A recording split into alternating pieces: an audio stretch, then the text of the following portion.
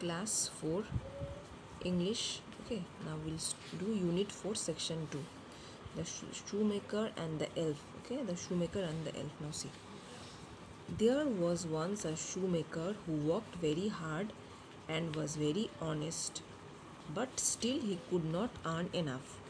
For the harder he worked, the poorer he became. The more hard he worked, the poorer he became. At last, a day arrived when he had nothing left but just enough leather for one pair of shoes. Okay? Nevertheless, he cut the leather out carefully, placed the piece on his work table, and planned to get up early in the morning to sew the shoes. Then the good man said his prayers and went peacefully to bed.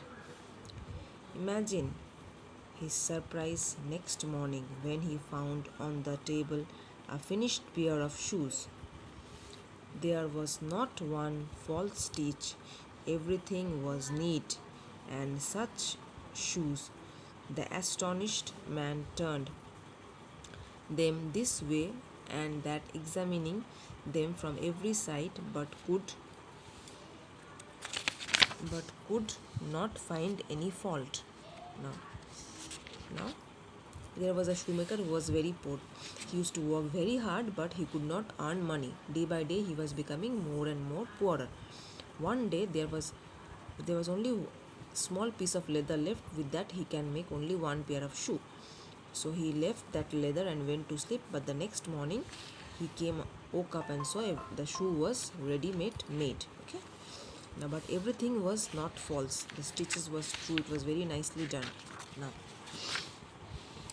they were so beautifully made and so perfectly sewn that it was clear a craftsman had finished, clear as some shoemaker has finished them. With a silent prayer of thanks, the shoemaker put the shoe to his shop window, to keep the shoe on the window of the shop. Soon a customer came. He appreciated the fine workmanship, and because he was so pleased with the shoe, he paid more than the usual price. The shoe was so nicely made, he paid more price for the shoe. With the money, the shoemaker was able to buy leather for 2 more pairs. Again, he cut the leather out carefully and placed the piece on his work table. And again, the next morning, he found that the piece had become turned into 2 pairs of pretty shoes. Once more, the shoemaker sold them for a good price and brought enough leather, this time for 4 pairs of shoes. That night, as before, he prepared the leather, and the following morning the same sight met his eyes. 4 pairs of shoes with not so much as a false and uneven stitch in the lot. Same. Again, there was in the next morning, he used to make ready the leather, and the next morning the shoe was ready. He used to wake up and see the shoe was ready. And so it went on. It was going on like the same. The shoemaker continued to buy leather with his cut out every night, and each morning he woke up and found that the shoe was ready, finished. They were always so beautiful, and the shoemaker got better and better price for them. Soon he was poor. Soon he was poor no longer. Now he was not poor. Now he got started getting money. Now he was no poor.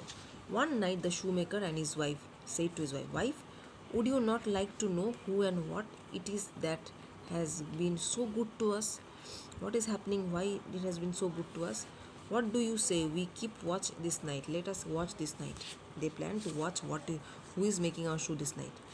The wife agreed, and so after cutting out the leather as usual, the shoemaker and his wife hid in a corner of the room behind some clothes hanging there. Just as the clock struck 12, two little naked means without clothes. Elves means, like, have you seen fairies? Like, okay, elves pranced in when it came in. They sped to speed to the table and went to walk. They speed up and they started walking very fast. All night long, with the nimble fingers, with small fingers, flew stitches, swinging, rapping and tapping, hammering until the piece of leathers had been turned into beautiful shoes. Whole night they walked and made beautiful shoes. The shoemaker was all wonder and could not take off his eyes off them. Then they disappeared. After making the shoe, they went off. The elves went off. Okay, these are the elves, small elves. The next day, the shoemaker wife said, "Husband, I have been thinking the elves have made us rich. This elves has made us rich. Should we not let them know how grateful we are? They must be cold, poor little things running about without a shirt. They don't have shirt also, so we should tell them. I would like to make a tiny suit for each of them and knit them each a pair of warm stockings and do make them each a pair of shoes. I want to make clothes for them, shoes and okay for them." He told his wife. I would like that. I would like that very much. I would like that very much to give them a pair of shoes and clothes, said the shoemaker, and he gladly sat down to work. Then he happily sat down to work. The little shirt, vest, coat, and trousers, shoes, and stockings were all ready. One night, instead of a usual piece of leather, the shoemaker placed the gay.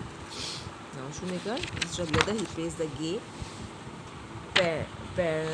present to his work table. Then he and his wife hid again behind the clothes corner to see what the elves would do. Just at the clock struck 12, they came in, dancing and skipping. At first, when they did not find any leather, they were surprised. But then they picked up each piece of clothes and realized it was meant for them. It was their size and they were delighted. They dressed themselves in a flash. Then they began to skip and dance merrily around the room, leaping over the chairs, benches. They gaily sang and they sing song. Now that well-dressed lads are where no longer need to be cobblers now. They don't need to be cobblers to be. At last they danced out of the room and out of the sight. They never came back. But good luck, they had brought the shoemaker stayed.